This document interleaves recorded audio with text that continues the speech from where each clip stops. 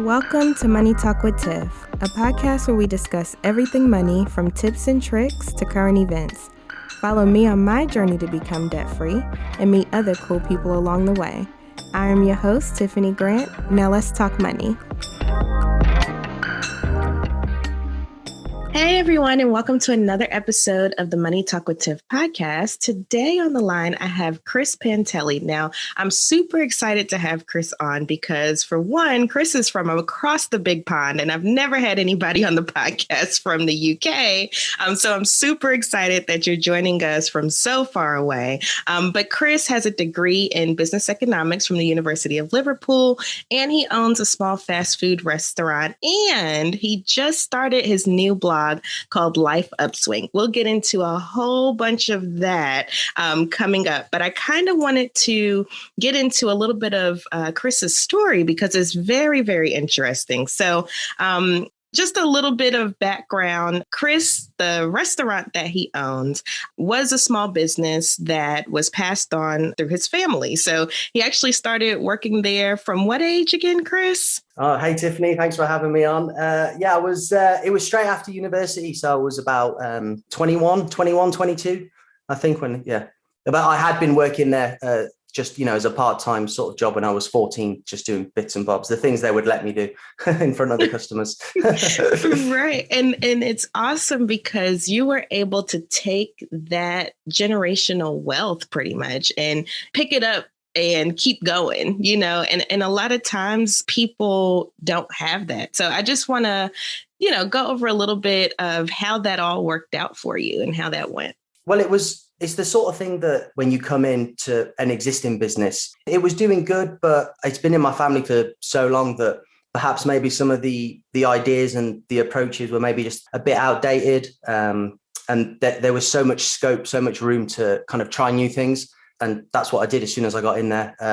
We just had a total overhaul of the menu, the ingredients, right the way through to the way we were kind of advertising that to customers and getting the message across as what it was that we were doing, the sustainability of the ingredients that we were using, quite basic things, but things that hadn't really been done and had a significant impact early on. So that was really, really exciting. And I think my education kind of gave me a grounding and a bit of an understanding of things that probably would work. And then once I was kind of in there and I could get my hands dirty, that's when we were able to see the impact of those changes. So that was really good. Awesome. Yeah. Sometimes it takes like some fresh eyes on things. Yeah, definitely. I'm sure. Don't tell my dad. Right. But I'm sure he's grateful, for the changes that you did make and, being able to take his legacy on. I think that's super important. So, last year it kind of threw us all for a loop, but you in particular, if you want to just share a little bit about what happened last year, in regards to your business and everything else. Yeah, well, initially the plan was I was with my fiance at the time for about 7 years, and she was kind of come on board with me with the business as we had like more of a long-term plan together. And then that broke down, which meant we had a house together as well. So we were able to sell that and kind of take some money, which was good. I had an apartment attached to the business as well. So I was able to move in there and I had a bit of money, kind of security blanket. But I also got diagnosed at the same time, just after, with type 1 diabetes at the age of 33, which was, bit of a shock. I was kind of like out of it for a few weeks. My weight was dangerously low. I went to about 9.5 stone. I think I was in like a state of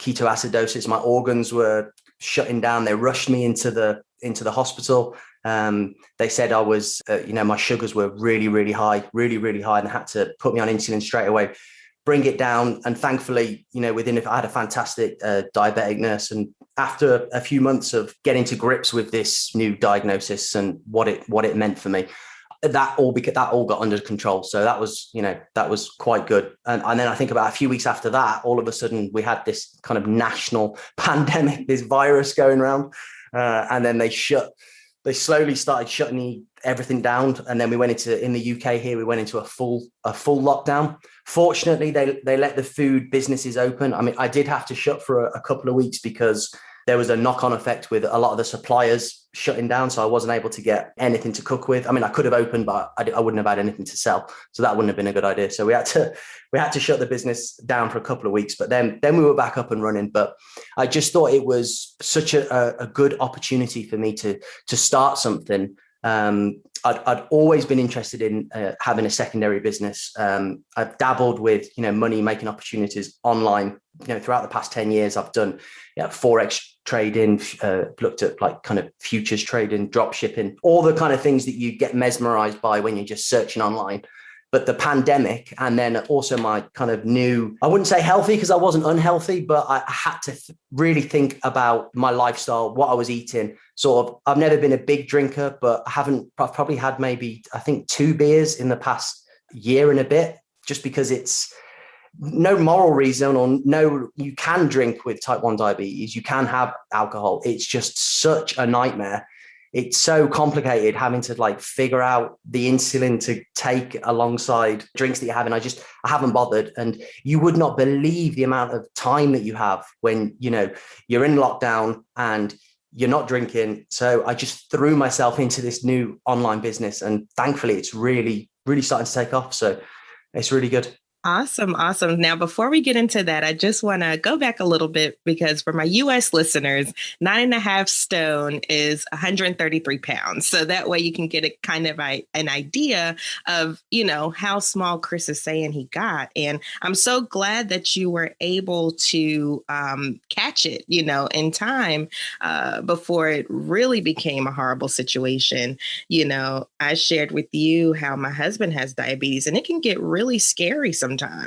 Oh, yeah. So, go ahead. No, it's just before having it, I always just thought diabetes was, just a small thing that people have and people deal with. I didn't think it was such a big issue, but it's not really once you've got it under control. But if you take your eye off the ball at any point, it is dangerous. And if you, going through life undiagnosed with it, it's really serious. It can have really serious implications. So I was lucky that we got it when we did. And then, now it's just a question of, it's a change to lifestyle, but I just try and see the positives of it.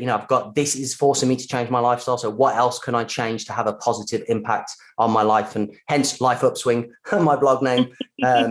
So yeah, the whole thing kind of comes together and just, changing your attitude and just trying to get as much positivity out of what you can. That's been the basis for me. Absolutely. And I love your story because, last year I was telling people I was kind of grateful for the pandemic in a way, because it forced people out of their comfort zones. Like it forced people to start being creative.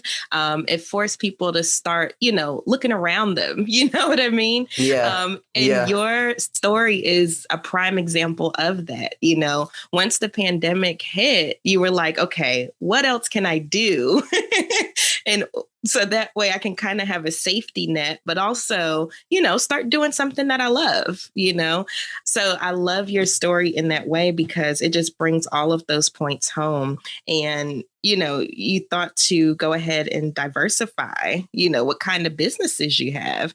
And, a lot of people, like, I cannot tell you how many creative ideas I saw come out of the pandemic. Yeah. I know. Yeah. I don't know, what was going on in the UK, but I know here in the US, they had drive-through parties and, stuff like that. What type of creative things have you seen over there? Well, people are doing just a lot more stuff online as well. We've had the sort of online fitness thing blow up with people's YouTube channels, which has been exciting. But it's interesting because it's still not over for us. I don't know, you've kind of got a bit more normality back. In the UK, we're still in lockdown and you can still go to the shops, you can still get go to the supermarkets, the priority shops, but everything else, there's no pubs, there's no restaurants, there's no concerts, music, nothing. The schools are just going back next week. So we're still not out of the woods at all yet. And I think it's been such a long slog. People were so kind of in it together at the beginning and optimistic and, like you said, trying new things, being creative and stuff. But it's just been such a long time now. People are really sick of it. We've had the vaccination program kind of really getting underway now. I've actually been vaccinated as well because I'm part of the higher risk, not the highest risk, but the higher risk with the diabetes. So hopefully we'll see more of a return back to normality in the coming months, but we're still not, we're still not out of the woods. So yeah. And I think that's the common thought across the world at this point. Like we just all want to get back to normal. And then when we do get back to quote unquote normal, what is that going to look like now? Since exactly. so many things have gone virtual, kids have been out of school for so long. It's just, we just don't know what we're going to be looking at. But nevertheless, we do know that you have your new blog and it's called lifeupswing.com. If you can just tell us a little bit about what happens over there on your blog. Okay, so I basically write under sort of 3 categories: making money, saving money, and different ways to think about money just to improve your life. So it's going really well. The first few months was, it's if you come across the sort of world of online blogging as a good way to start a business, I definitely think it is, but it is way, way more work than the sort of the posts. Yeah, you'll know your blog's coming up. What, 3 years old is it now? It's really nice, by the way, your blog. I love the design. Thank you. Stunning.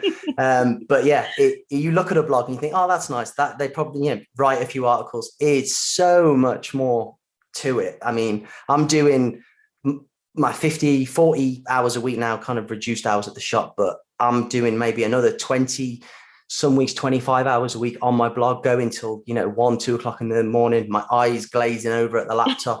And then when something breaks, and then there's so many facets to growing it, to marketing it. The writing part is just such a small part. But yeah, I love obviously writing about side hustles, different unique ways that you can make money, different ways that you can kind of save money and treat your money, ways you can budget.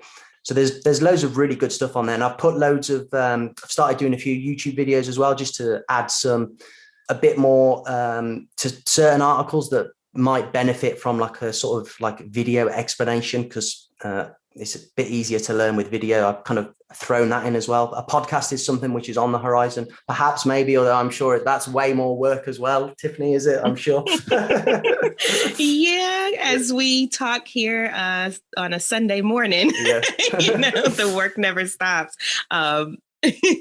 But yeah, it is a lot of work, and a lot of people don't see the behind the scenes, the type of work that it entails. They just see, the nice polished look, the good information, that type of thing. Yeah. But, it's a whole different animal on the back end. It is, yeah. Well, it's essentially a corporation where you have to take especially at the beginning, you have to take on the role as, CEO and every other position known to man. You have to do it all, and you have to kind of do it all quite well.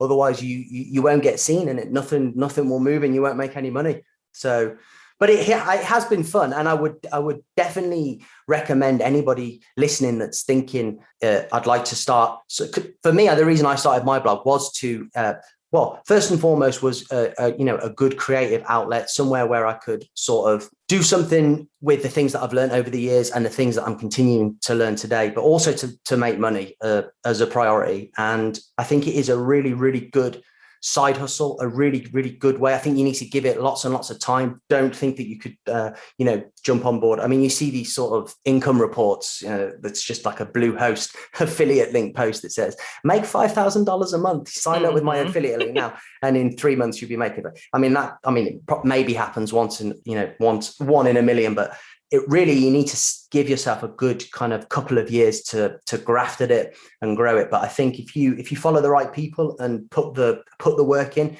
it's definitely something that can be a secondary income, which if you own a business, especially now in this time, in this economic climate, especially a bricks and mortar business, I think having a secondary source of income online is just a really good idea, just to spread your risk and have sort of, the two things running alongside each other in case anything like this happens again. Or don't forget as well, coming out of the pandemic, what is the economy going to look like in terms of, the jobs? Our jobs figures aren't looking good. I think unemployment's about 5%. I think you guys in the US are about 14% unemployment. People aren't going to have money. We've borrowed more money in the UK now than in any time, any peacetime, we've borrowed the most amount of money. So they're going to have to get that back, which means higher taxes. People are going to be spending less. And how are people going to be spending? It's been kind of hammered into them now over the past 12 months that to spend money online, that's how everyone is spending money. So now there's no time right now to kind of jump on board if you can and get a piece of that action. So that's why I've done it, and we'll see. Right, absolutely. But I completely agree with that whole, scenario. It's like we are being groomed to buy online, to use digital money, that type of thing. And so, what is going to happen to brick and mortar shops, whether it's food, clothing, all types of stuff. It'll just be interesting to see how this all shakes out once we do quote unquote reopen. What is reopening going to look like? So I'm so glad that you joined me this morning. This was a very lively discussion and a lot of good information. So Chris, if you can tell our audience, where can they find you if they're interested in learning more about your blog or learning more about you? Okay, so my blog, lifeupswing.com. If you go there, and then you've got my social icons on the bottom as well if you want to check out the 4 videos I've done on YouTube. Some amazing viewing for you there. I've got an Instagram account as well, but that's not very active. But check the blog out, read some articles. That'd be awesome. And leave some comments or send me an email as well if you want to talk about anything. I love talking about blogging. I don't know if you got like this. I just live it and breathe it at the minute. It's on my brain 24/7. Podcasts about blogging, and you get to meet so many cool people as well. That's another thing which has just been, it seems like this is my final insight on the whole blogging world. It seems like there's no other industry in the world where we're all in competition with each other, and yet everybody is so willing to offer help, support, and guidance. And it's a really, really cool place. Just find the right people, try and find some, a mentor, a few people that you can trust. And for me, that has been such an enjoyable part of the journey. Absolutely. And that is definitely how it is. Because that's how you got here, right? You reached out to me. Exactly. You reached out to me via email, and I'm like, hey, why don't you join my blog so we could talk about it? Yeah. Join my podcast. Thank you so much for coming on this morning. And if you want to check Chris out, I have all his links in the show notes. So definitely check him out. Check out his blog, Life Upswing. I'm sure there's some really good information over there. And thank you so much for taking the time to talk to me today. Thank you, Tiffany. Thank you very much. Thank you for listening to the Money Talk with Tiff podcast. For free resources and materials, head over to moneytalkwitht.com. And while you're there, why not sign up for our newsletter so you'll never miss an episode? Talk to you soon.